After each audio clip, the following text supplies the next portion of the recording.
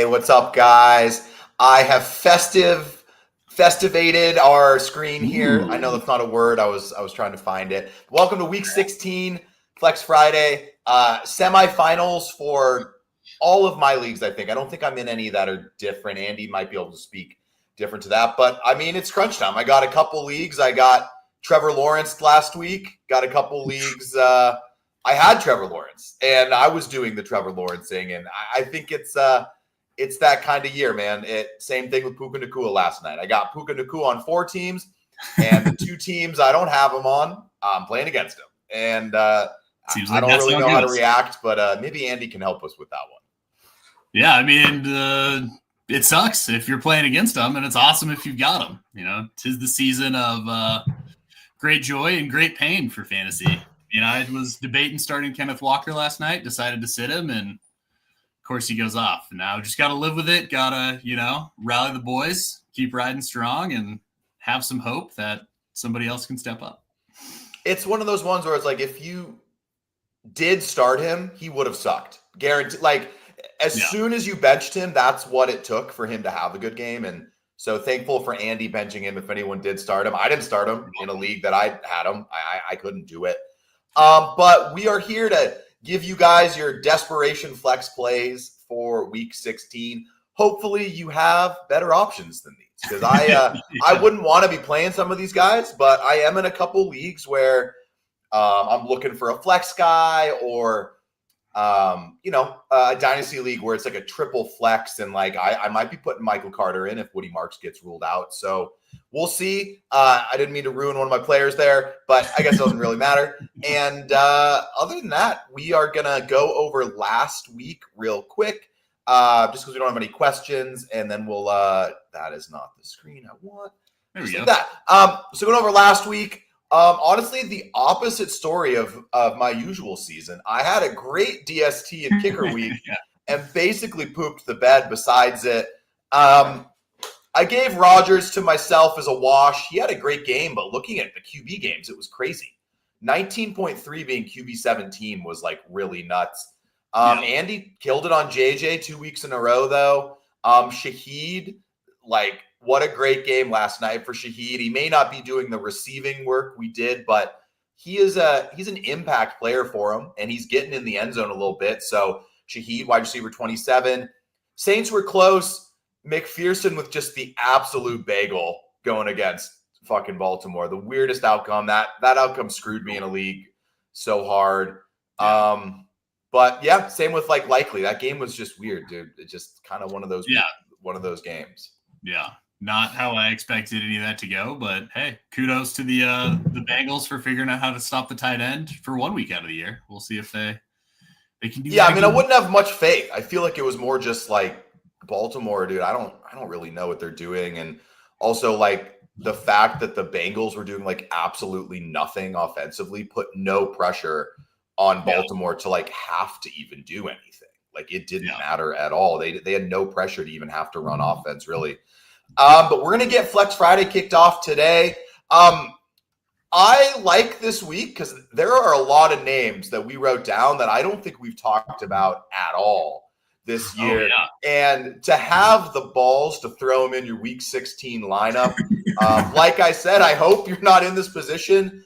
But let's put it this way. Audric Estime was getting picked up in most of the leagues I'm in. And it's because he's going to get played. He's not getting picked up to not play him would be my guess. Yeah, for sure. And, hopefully maybe you're watching because, there's some sort of consolation prize for the toilet bowl, because that's the league where I picked up Audric Estime. As you get a little bit better draft choice next year, I'm still competing for that. So, if your championship team is riding on Audric Estime, I feel for you. But, he seems like he will get most of the work, or at least a decent portion of the work. Like he and Evan Hall will probably split. That's how it was last week after their starter went out. But Estime, 3 targets. Evan Hall, 0 targets. That, I think, is the big difference, especially in PPR. Jets are allowing the second most points to running backs, which is who the Saints are playing this week. And, part of that could be because the Jets find themselves behind a lot and teams are just running out the clock, because their DVOA is a little bit more middle of the pack.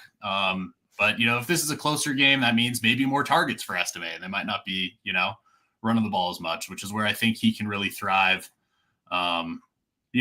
Pretty solid matchup for the guy who was the fourth string running back. You go back a few weeks. So, yeah, we'll see. Yeah, I mean, I think my mind's exactly where you're at. Like, if we're going off the only sample size we have, which is what happened last week, Estime over Evan Hull is like what you would have to come away with because of the passing game work.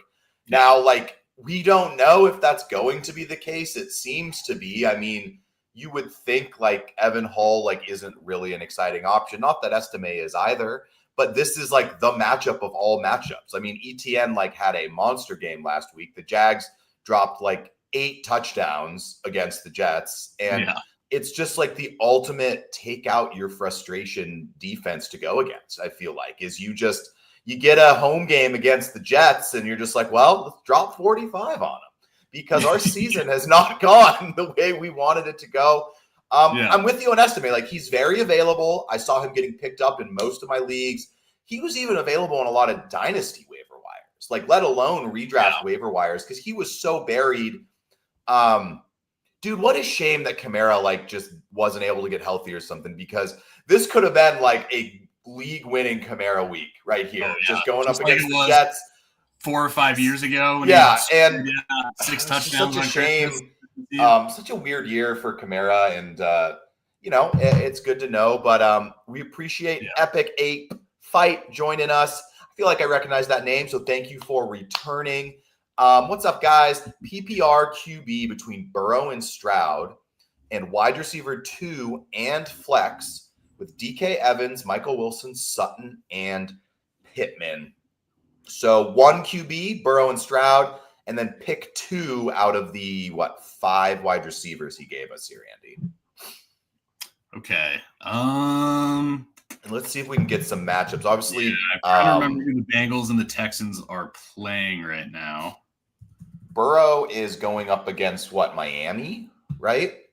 Yes, that's right. And Texans have a pretty good matchup. I forget who the Raiders. Yeah. Yeah. And it is in Houston. At Miami, in Houston. And I don't think there's been word on T. Higgins yet. That would be something that I think would be at least interesting enough. I know I have him in a league. I'm hoping he plays, but he had like back-to-back concussions, so we'll see. Yeah. I think I lean Burrow, even though the Texans offense has been going a little bit more. I mean, I think he's been pretty frustrated with not being able to play. I just saw a clip of him talking about how he wants to be out there on the field, even though, it's somewhat meaningless at this point. Their season's over. And, it's not like the Miami defense is super great. I could see them putting up a lot of points, kind of like what we talked about with the Jets defense, taking some frustration out. So I think I lean Burrow, but I also don't think Stroud is a bad play. I think Stroud should be up there. Like I think on most weeks I would say you wouldn't consider this, but like the Raiders are so bad. They're so bad.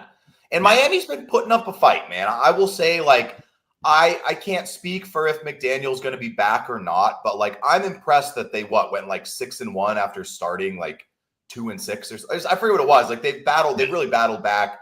Yeah.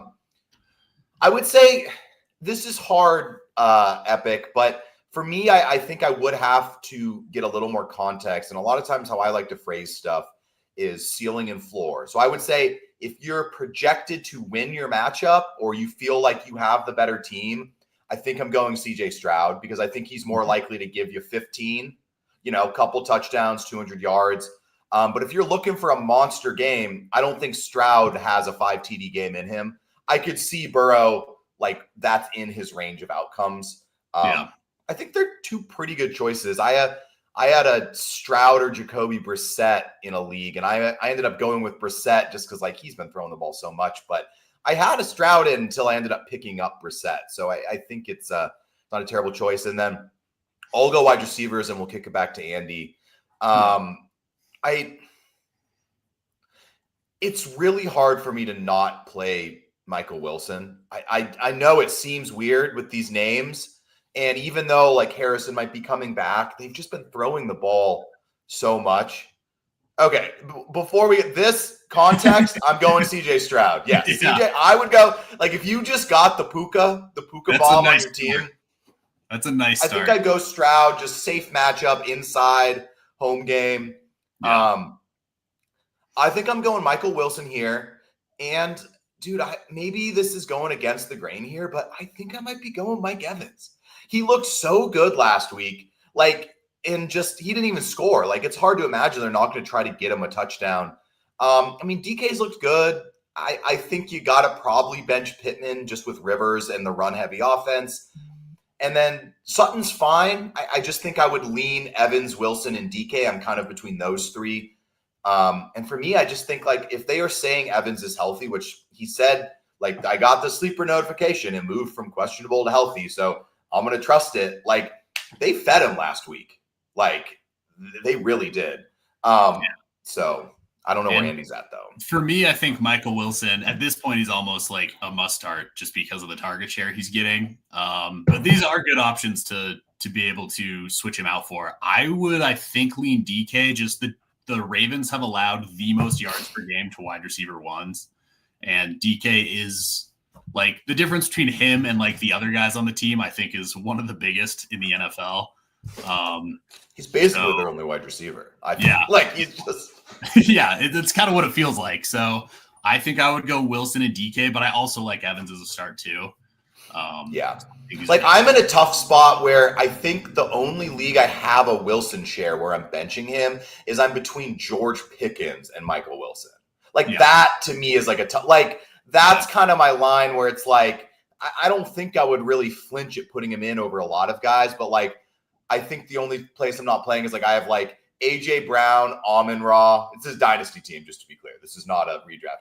AJ Brown, Amon-Ra, Puka, and then like George Pickens. And it's like, well, I don't know. Like it's hard to ignore the ceiling of Pickens, but I have Puka. So I honestly may consider switching now that I've gotten like a massive game from Puka. So yeah, just to follow it up, he currently has DK and Evans. I mean, I think it's between those three guys. So I would say like we gave you our thoughts, but I think it's pulling hairs, and I think your head's in the right spot. And I'm a big go with your gut guy. Like I will go down with who I wanted to play. I don't want to go down with someone else. But hopefully that helps, man. If you have other questions, feel free to chime back in. And we're gonna keep going. Andy, any last notes on Estime? We technically still had him up, but I think we had kind of wrapped that one up. I think one just quick thing is he is also the bigger back, so I wouldn't be surprised if he gets the majority of the goal line work too. I think Hull is like 205 pounds, 200 pounds, and Estime being 227. So if he's getting the passing and the goal line work, then that's a pretty good combo for fantasy success. So here's the one I kind of teased earlier on accident, but I think one of my flex plays of the week is going to be Michael Carter. He kind of had been like half startable in like a very, very desperate way the last couple weeks. As you can kind of see, I mean, 8, 10, 4, 13. But, this 13 came against Houston once Zonovan Knight gets ruled out. Obviously, they have DeMarcado as well. There have been notes or just, Twitter, even Sleeper here. They're calling him the RB1 for the week. If that helps you some semblance of confidence. I mean, this isn't a smash start. I think like I'm probably not playing him over a lot of guys I've been depending on all year. The one spot I think I might pivot in is I actually think I might play Michael Carter over Emeka Ibuka because I'm in a floor over ceiling situation and just with Evans back. But look, I don't love it, but I think this is a much better matchup. And I just think like they're probably going to put some points up against Atlanta. And it's hard to ignore the snap share that Carter's probably going to have at running back. And as bad defensively as Arizona's been, they've been good offensively, even in catch-up mode. So, yeah. And I mean, 80% snap share for running back is really, really good. There's a lot of guys who, are for sure starters for the team who are more in like the 70% range. Just what a weird year for Michael Carter, though, too. Like RB14 back in week 5 and then cut in week 8 and signed back. And now he's like the starting running back for the team again. Like just kind of a whole backfield. Dude, like Whole backfield, fucking Zonovan Knight, Michael Carter, Trey Benson was supposed to come back. He never did. 11 weeks I've been holding him in a league, and it's dude. I know. I finally let him. but yeah, I mean, Michael Carter, I'm fine doing it. If I got to, like I said, I mean, I'm not getting too cute this week, but he's one of the guys. I like this one too, coming from Andy, dude. It's been Jalen Coker over Tet McMillan recently. I mean, maybe it's just the way defenses are playing them, but Coker's a guy I've liked for a while. So yeah, Coke heads, what up? Touchdowns back-to-back weeks, separated by the bye. Tet also limited. I think he's going to play, but he is dealing with some injuries, and Coker has definitely looked the better receiver than Xavier Legette. Checking out some of the advanced metrics, double Legette's EPA per target on the season. So I think he's really worked himself into, for sure, like the wide receiver 2 role on this team. And this Buccaneers defense hasn't been great, hasn't been terrible versus wide receivers. So I think it's like a fine matchup. It's not one to be scared of. And, this is also a huge game. Winner will be take the lead in the division. And who would have thought we'd be looking forward to an exciting Panthers-Buccaneers game here in Week 15 in the fantasy playoffs with, a decent amount of guys you can start on both sides, on both. I mean, this is a must-win game for them, man. Losing that game last week to New Orleans was not good for them, but they have the 2 games going up against the Bucs, and Bucs, I mean, slightly easier to pass on than run on, I guess. I mean, I don't really know everything. I tend to think that when I watch their games. I guess maybe analytically that might not be fully backed up. But he's getting the targets, he's getting the looks, and that's not really something you can find on your waiver wire right now. I think it's pretty few and far between here. And Jalen Coker is a guy that, if you're looking for a wideout, I think I'm between him and a couple of guys I'm going to mention as well. Look, I might hate myself for this. He's gone like good game, bad game, good game, bad game. But Brady Cook seemed to be having some sort of connection with Adonai Mitchell last week. I don't know, man. I mean, he's getting the snap share, and if he's getting the targets, it's just he had a stinker against Miami, 6 targets, 1 catch. And he's their wide receiver 1 for the rest of the season. Garrett Wilson shut down. So I think you could do worse than a wide receiver 1 for your team. It just happens to be on the worst team in the NFL. Yeah, they're every game they're usually behind, so they're passing a lot. And, I know you took him as your guy a couple weeks ago, but, Tyrod getting hurt, you have an undrafted rookie quarterback making their debut in the middle of a game. Like, that is a horrible situation to be thrown into. And, Cook not necessarily looking good, but way better last week than he was when he just trotted off the bench, having a couple weeks, getting reps in with this first team offense, getting the timing down. Like, I don't think there's a wide receiver on the waiver wire that has the target share of Adonai Mitchell. Like, he will have every opportunity to score points. Like, probably the highest floor wide receiver that you can pick up off of waivers. And, I mean, he's gotten in the end zone as well. So, like, a decent ceiling there, too. Yeah, he's a big play guy. I mean, that's for me. It's like if I'm getting desperate and I'm looking for a guy that can maybe give me 20, Mitchell's one of the few guys, like, sitting there that, like, it might happen. Really not a lot of fun situations on most waiver wires. I mean, I'm considering like playing tight ends in leagues at flex because the waiver wire is so disgusting.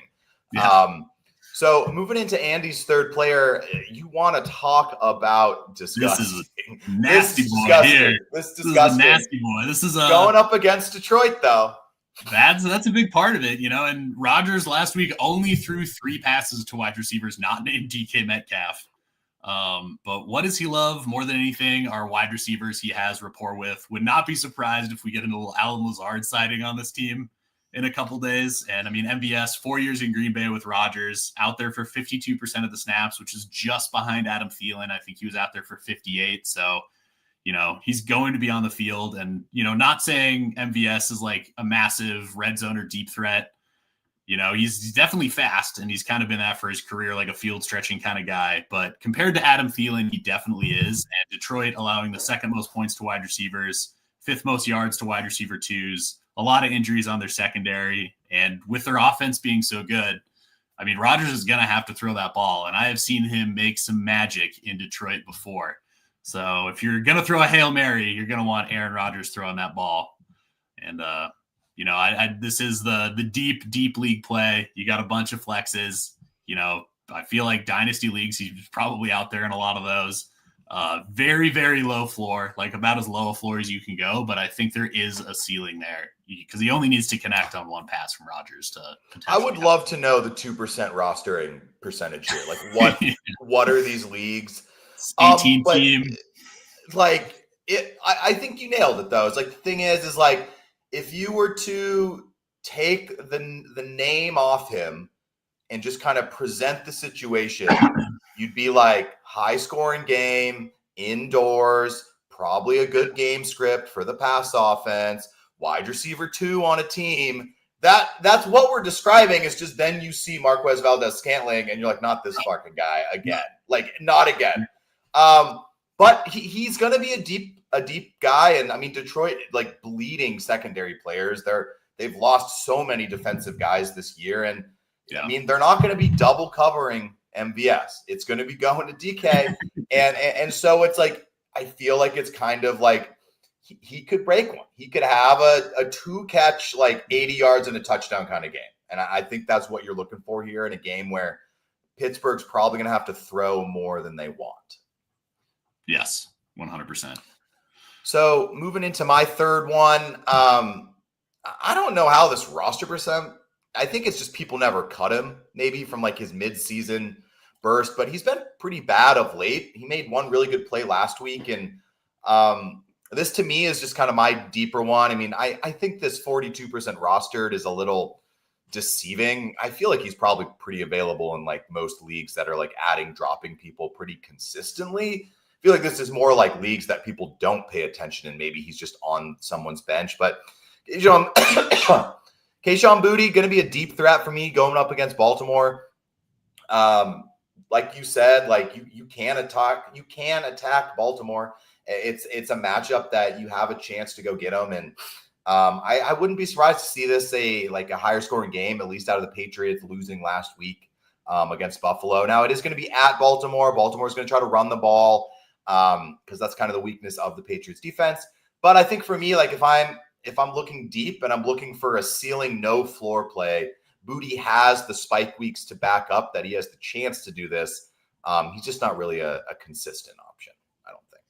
Yeah, I agree. And also Epic Ape Fight, if you're still there, I realize I misspoke and put DK's stats against Baltimore thinking for some reason that they were playing. But so I guess to correct, I would go Evans and Carter as my guys. Not that Detroit's a bad matchup too, though. No, I mean, it's also fine too. Like I'd be happy to start him as well.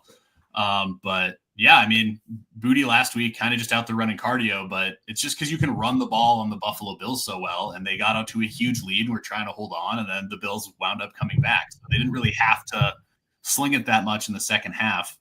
But this week against Baltimore, they are going to have to air it out probably. I mean, this should be a really fun game. He's going to have some opportunities. I'm sure he's going to get a lot more than one target.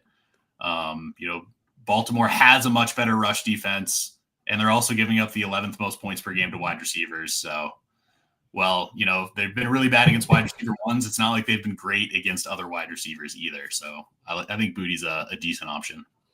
To me, he's one of the guys I think I would put probably in order.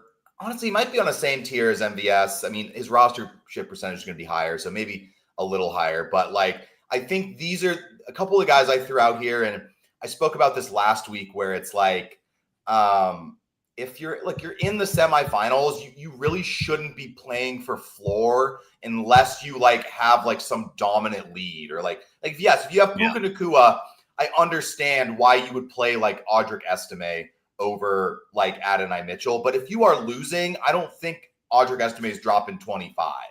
I think he's going to get touches, and I think he can get you 10 to 15. Same with Michael Carter. But if you just got Puka Nacua, you kind of got to throw a Hail Mary in if you are going this deep. Now, if you just have your starters, you don't need to be digging in the dirt with the guys we're recommending here. But that's kind of what Boutte is for me. Mark, we appreciate you joining in, man. You are a big fan. Love it. If you have any questions while we're going over some of our players, any dynasty, any redraft, any semis, we'd love to know what games everyone is in. So those are our flex players for the week. We're going to move into our streaming options. And we're just going to, Andy's going with the stack here. Aaron Rodgers making a big appearance on the show as of late, honestly. We've been picking him as a streamer quite a bit. And in general, I think we've hit on it when we've said to play him. He's been performing pretty decently. And, all the reasons I talked about MVS having a Hail Mary chance, I think Rodgers has a great opportunity. Detroit allowing the sixth most points to opposing quarterbacks.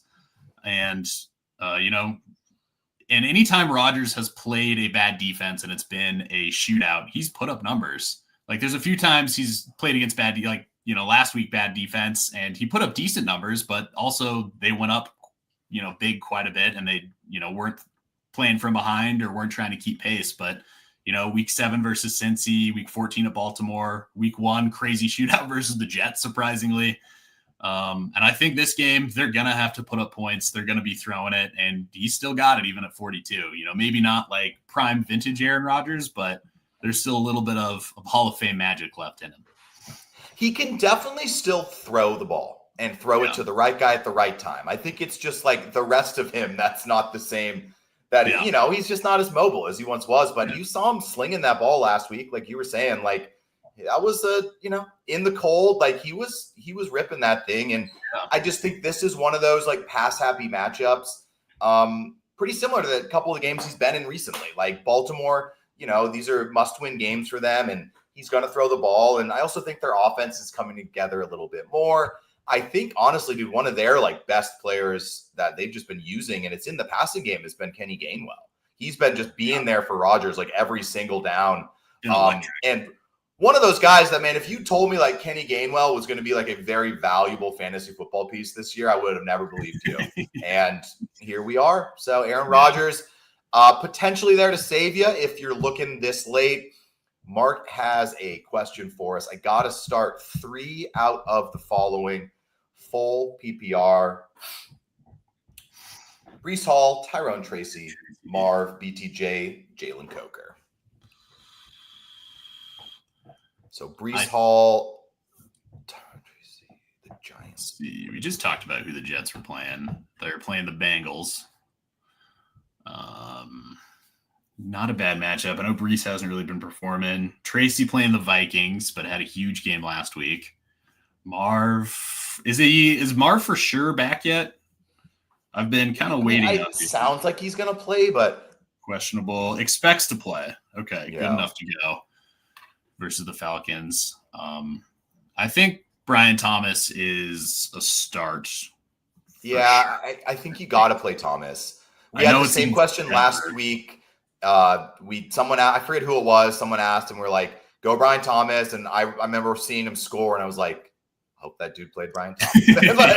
I remember that's my favorite thing about getting these questions is at times I care more about telling people like part of me, even though I had like Judkins on a team, I was like, I told the dude to play Woody Marks over Judkins, and I was like, dude, Judkins better not go off. I'm gonna feel like an asshole. And Woody was having a great game. He got hurt, but he did outscore him.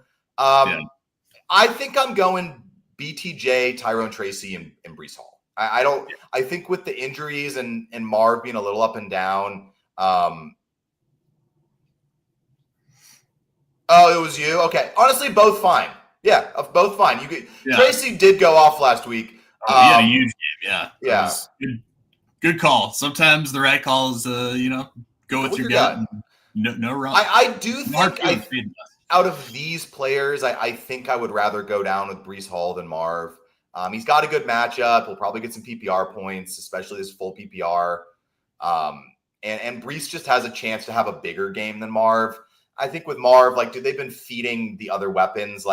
He could have a fine game, but I don't really think having Marv, I don't think he's going to go 10 for 100 and 2 touchdowns, which is within something Breece Hall, BTJ, and Tyrone Tracy, which I wouldn't have thought I'm saying that could do potentially. But I don't know. What are your 3, Andy? No, I think I agree with you there. And then honestly, Coker might be my 4th over Marv. Just, with that injury too, who knows? He says he's going to play. Who knows if he's out there for a little bit? Can always re-injure it. Could just, the team could decide, we're not making the playoffs. We'll get you out there for a few snaps, shut you down for the season. Like it's tough to say. So I'd rather go with guys who are, at least healthy, and you don't have to risk them getting pulled unless they get hurt in the game. There's nothing like as nagging. So I agree with you. Talked about Coker earlier, so obviously I do like him this week. Yeah, but I think Coker is a good start. I just think like these guys are not in the Coker bubble. These are above. Like these are every week starters. Coker is a flex guy that you're looking for the right matchup or the right string of games.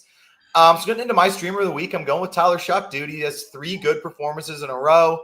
He's running the ball and he gets the Jets. Like I'm not going to overthink this one. If you're getting desperate, I think Tyler Shuck is a guy, especially with the running upside he's shown.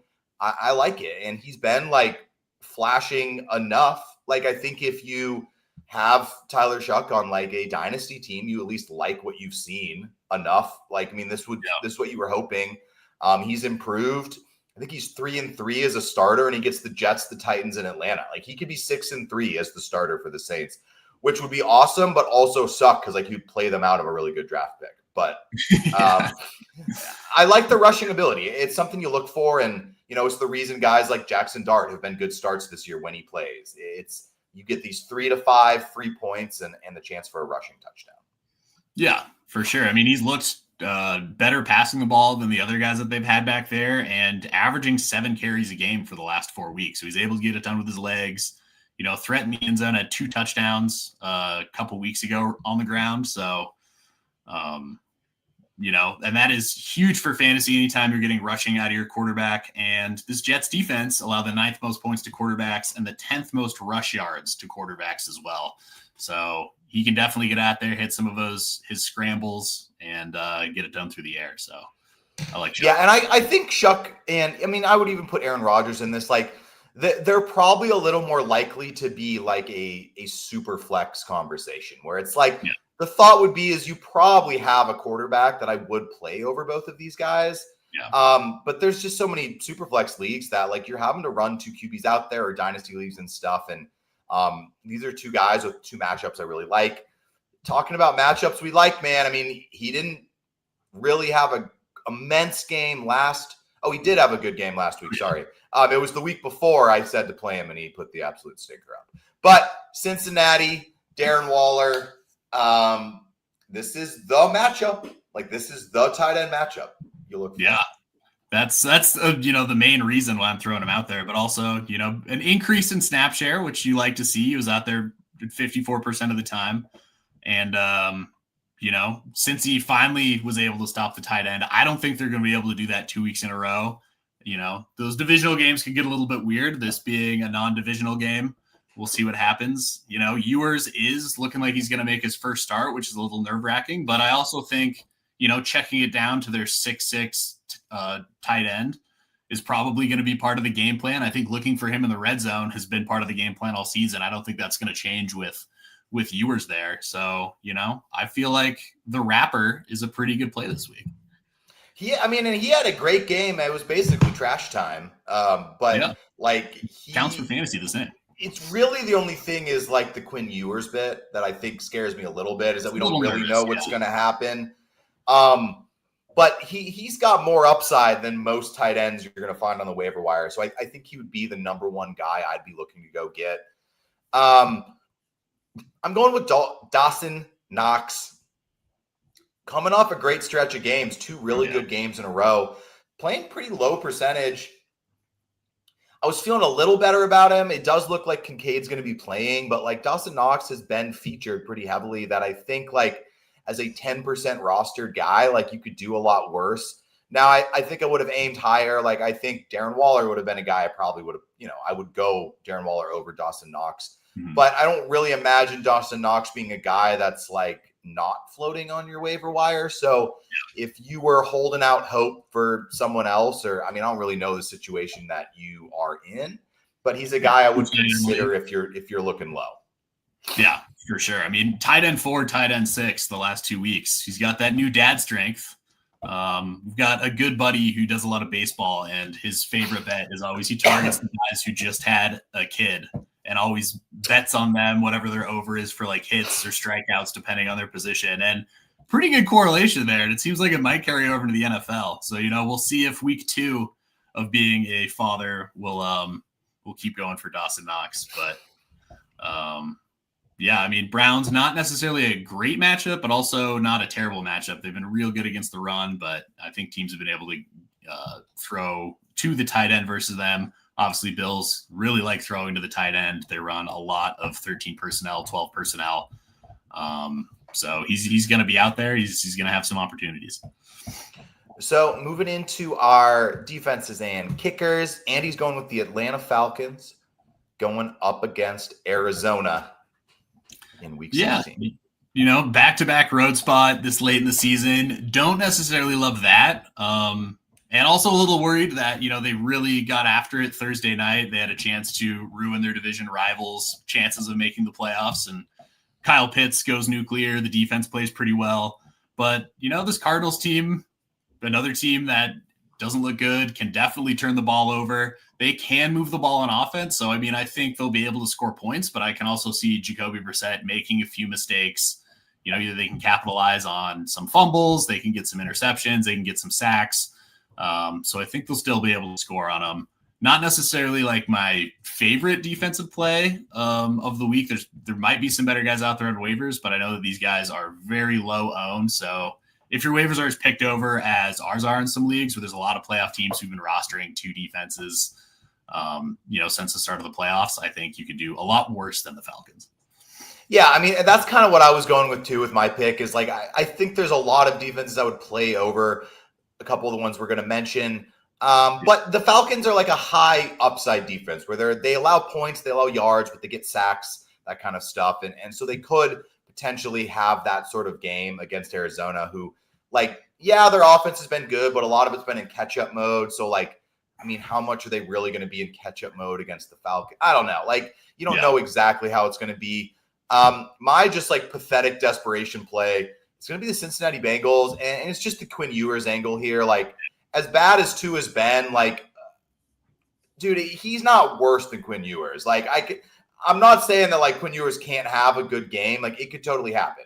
And the Bengals are not going to be a top 10 defense. If I were to do defensive rankings, they probably wouldn't be a top 14 defense. But if you do not have a defense because they're all picked up, and you were deciding between you had the Rams defense and you didn't want to play them last night, and so now you have to find a defense. I think you could do worse than the Bengals. It is at Miami, I guess, whatever. But the one sample we have of Quinn Ewers, he didn't do anything. And I can tell you this, I watched him play at Texas for 4 years. He is not good. I do not think he's good at football. So, I could definitely see him just making some mistakes. And the Bengals defense has been better of late. They're not lighting the world on fire, but I think the last 4 weeks going up against New England, Baltimore, Buffalo, and Baltimore, you would take any of those 4 outcomes. 11, 15, 7, 9.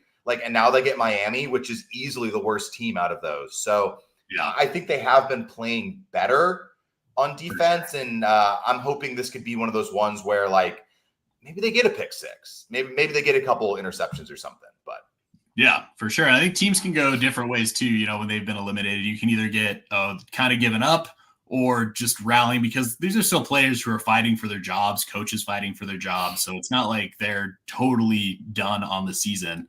And, you're down there in Austin, you've seen Quinn Ewers throw that football quite a bit. And anytime you've got a rookie making their debut, playing the defense that they're opposing is usually a pretty good idea. So I'm with you. Yeah, and it's a similar idea to, I think, your Falcons play, where it's this isn't a points play. I think Miami's going to score some points. Yeah. It's just it's a turnover play. Yeah. So we got a couple questions we're going to get to now. Daddy Deadpool, love the username there. Make sure to hit like and hit subscribe. Cool. Am I starting London? Yeah. He's back. They said he's playing. Yeah. You would have to have really good options, I think. Yeah. Yeah. I don't know what your options are, but top 15? Top 15 play, probably? for sure. Like, I mean, this is his finish of the last few games he played: wide receiver 6, wide receiver 3, wide receiver 47, wide receiver 1, wide receiver 2, wide receiver 13. If he's out there, you're playing London. At least I would be. So we got one here from Don't At Me, Bro. Like that as well. Make sure to hit like and hit subscribe. Devonta Smith or DJ Moore? I want to wait on Higgins, but seems risky. So DJ Moore, Luther Burden, and Roma Dunze ruled out. So that would be the context there. And then Devonta Smith, they're going up against? I know they just put it on the Raiders last Washington. Yeah, so that's a pretty good matchup too. It's close between them. I think upside wise, I would go DJ Moore. Packers lost Micah Parsons. Evan Williams, don't know if he's going to play this week. This game is in Chicago. Chicago obviously looking for revenge after losing to the Packers a couple weeks ago. I feel like DJ Moore could be very, very targeted in this game.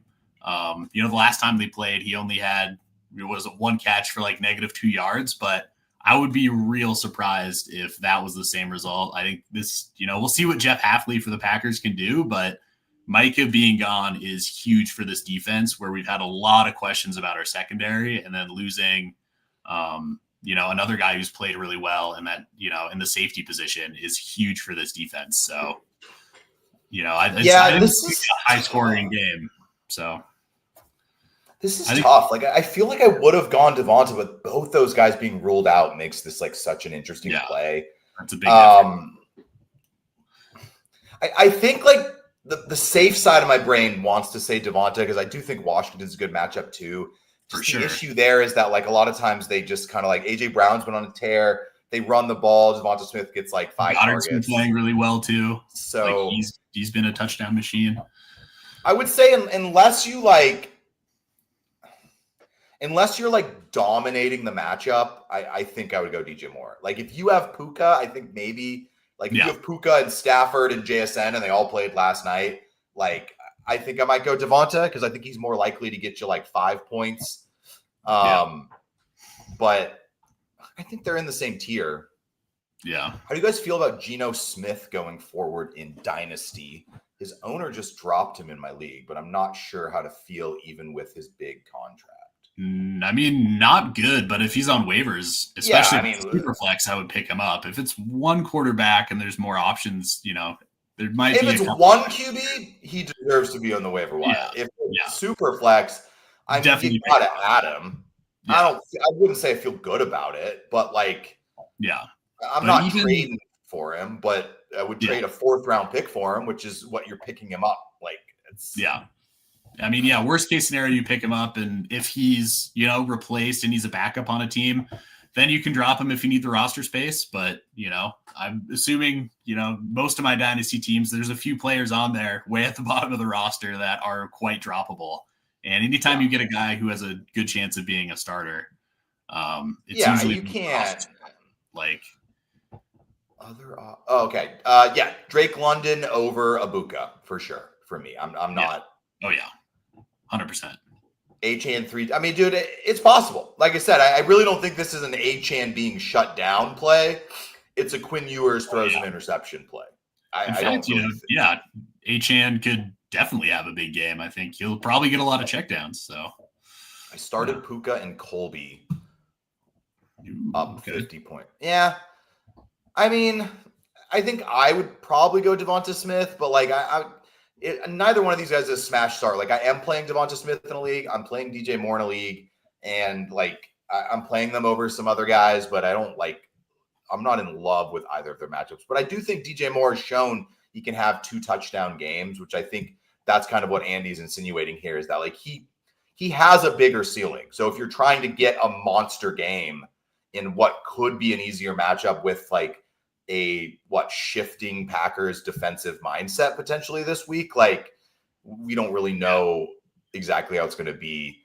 Moving on to go for it. I was just going to say, looking at like Packers defensive stats, I saw with Micah Parsons, they're like 7th in sack rate. And when he's been off the field, they have been 31st in sack rate. And that's, one of the big things with Caleb Williams is from, especially his rookie year, taking a lot of sacks and being under pressure. Obviously, their offensive line has gotten better. And now I think without that weapon, Packers are going to need other guys to step up. And I don't know. I hope they can as a Packer fan. Yeah. But, I think it's going to be a much easier situation for Caleb Williams this week than it was 2 weeks ago. So I think the one concern on that front would just be like if they just run it, like because they can, like, but that's what I don't know. Like game script wise, like do they just run it down their throat if they can't stop it?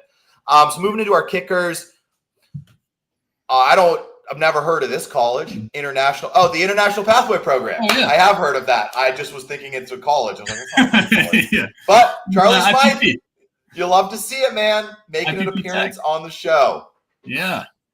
It's our boy, part of this Jets allowing the most points to kickers this season, and Saints are dead last in scoring touchdowns when they get into the red zone, only scoring a touchdown 43% of the time they make it to the 20. So you have a combination of that. And I just think, for whatever stats you can go off of for like kickers and metrics, like that correlation is pretty sweet to me. So I'll take our international boy here playing at home versus the Jets. Yeah, in the dome, probably big over score points for them. And that's really what we're going with. I'm going back to our boy. We used to recommend this guy back earlier in the season. And I think Borregales could have a couple big games. Baltimore and then the Jets next week. So kind of a similar thing where I think they're going to need to score. And it's just going to be a big game. I think a lot of times big games, coaches tend to kick it a little more. And then he gets that same New York Jets matchup next week. So call it a 2-week streamer or whatever. But he's one of the guys that if you don't like your kicker and you're looking for a new one, like, you're fed up with Evan McPherson from last week. And you're like, dude, I'm not doing that again. I think Borregales is a guy I wouldn't mind picking up. But, you're trying to min-max your team here. Look on your waiver wire for kickers. Like, who knows? Maybe Fairbairn's out there. Just because he's highly rostered, like maybe he's out there. I do feel bad for anyone who started Myers last night, though. Honestly, one of the best kickers all year, and he put up 2 points or something. Yep. Just unfortunate game script for him. I was there in one of the dynasty leagues, but Baltimore 5th most points to kickers on the year, and then Jets the most. So he's kicker 10 on the season. Like this Patriots offense has been really good. The fact that he's only 10% rostered, just kind of shows, I think, the volatility of kickers. And a lot of times people just pick one up at the beginning of the year if they're in a league with them, and then, only change it during the bye week, even if they've been playing fairly poorly. And it's like, this is a guy who, if you have kickers, he should be on a team. I'd definitely throw him on for the last 2 weeks and be very comfortable in playing him. You want to talk about just a disappointing kicker saga, dude? I'm going to take you to my roster right here. Let's keep the team name, right? Not my kicker anymore. Why? Because someone dropped 11 fab on him coming out of the bye week. And I was like, are you shitting me, dude? Are you shitting me? Luckily, snagged Kaimi Fairbairn. So not a huge deal. I was just like, are you kidding me, dude? You're going to drop 11 fab on Dicker the kicker. And so I don't have the balls to change my team name. I'm keeping it. And I think the luck is in the name. It's not in the kicker. But if no one has any last minute questions, this is your last chance to drop a question. As always, if you do comment late on the video, I'll still get back to you. So if no one has any last minute things, we appreciate you guys tuning in. I'm going to slow talk this one in case anyone wants to say something. But other than that, good luck to you guys in your semi matchups. Andy, good luck to you as well. I think I can say that because we don't play each other in any leagues this week. We might next week. There's a chance next week. Championship chance. Yeah, I had Puka, so I would hope I find myself in that game, in that specific league. But good luck to everyone. Mark, have a good weekend as well, brother. Good luck to you in your games. Pick up Geno Smith, right? Last little note for you. But other than that, we appreciate you guys coming and watching our show, and let's make it to some championship games.